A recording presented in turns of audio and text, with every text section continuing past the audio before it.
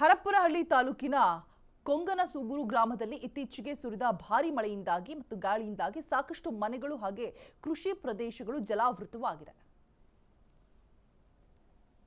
ಹರಪನಹಳ್ಳಿ ತಾಲೂಕಿನ ಕೊಂಗಸೂರಿನಲ್ಲಿ ಸುರಿದಂತಹ ಭಾರೀ ಮಳೆ, ಧಾರಾಕಾರ ಮಳೆಗೆ ಮನೆಗಳು ಹಾಗೆ ಕೃಷಿ ಪ್ರದೇಶಗಳಿಗೆ ಹಾನಿಯಾಗಿದೆ.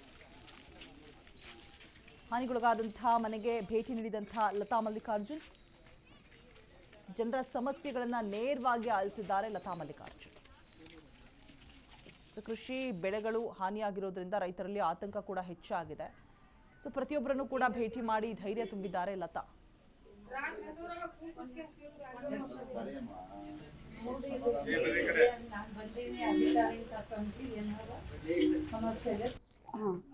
ರೇಷ್ಮೆ ಮನೆ ಪೂರ್ತಿ ಬಿದ್ದಿದೆ. ಏನಿದೆ ಅಲ್ಲಿ ಪರಿಹಾರ ಬಿದ್ದು ಬಿದ್ದಕ್ಕೆ?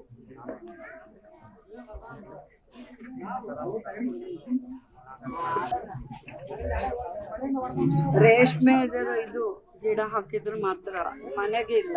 ಏನು ಇದೆ ಅಂತಂದ್ರೆ ಮನೆ ಗೂಡು ಕಟ್ಕೋಬೇಕಂದ್ರೆ, ರೇಷ್ಮೆ ಗೂಡು ಕಟ್ಬೇಕಂದ್ರೆ ಮನೆ ಬೇಕೇ ಬೇಕು. ಮತ್ತೆ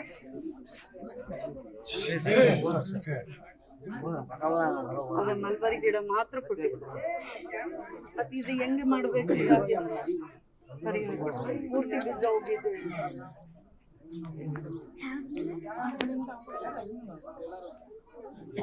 ಸಬ್ಸಿಡಿ ಏನಿದೆ ನೋಡಿ, ಅವ್ರು ತಗೊಂಡಿದಾರೋ ತಗೊಂಡಿಲ್ಲ ಅಂತ ಚೆಕ್ ಮಾಡಿ ಫಸ್ಟ್. ಅದು ಮಾಡಿಬಿಟ್ಟು ನಾಳೆ ಬೆಳಗ್ಗೆ ತಹಸೀಲ್ದಾರಿಗೆ ಕೊಡಿ. Okay sir.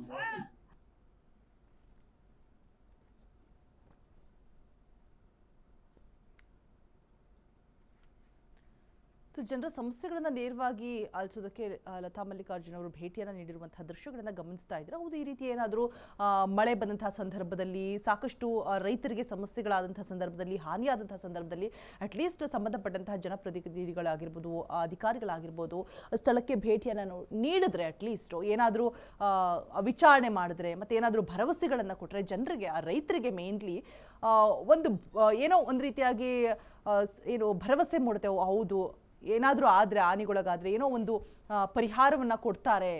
ಅಂದರೆ ಈಗ ಸಾಕಷ್ಟು ರೈತರು ಯಾವ ರೀತಿ ಕಷ್ಟದಲ್ಲಿದ್ದಾರೆ, ಬೆಳೆಗಳಿಗೆ ಫಸಲು ಬರುವಂತಹ ಸಮಯದಲ್ಲೂ ಕೂಡ ಯಾವ ರೀತಿಯಾಗಿ ಈ ರೇಟ್ ಎಲ್ಲ ಕುಸಿದು ಹೋಗುತ್ತೆ ಅನ್ನುವಂಥದ್ದು ಗೊತ್ತೇ ಇದೆ.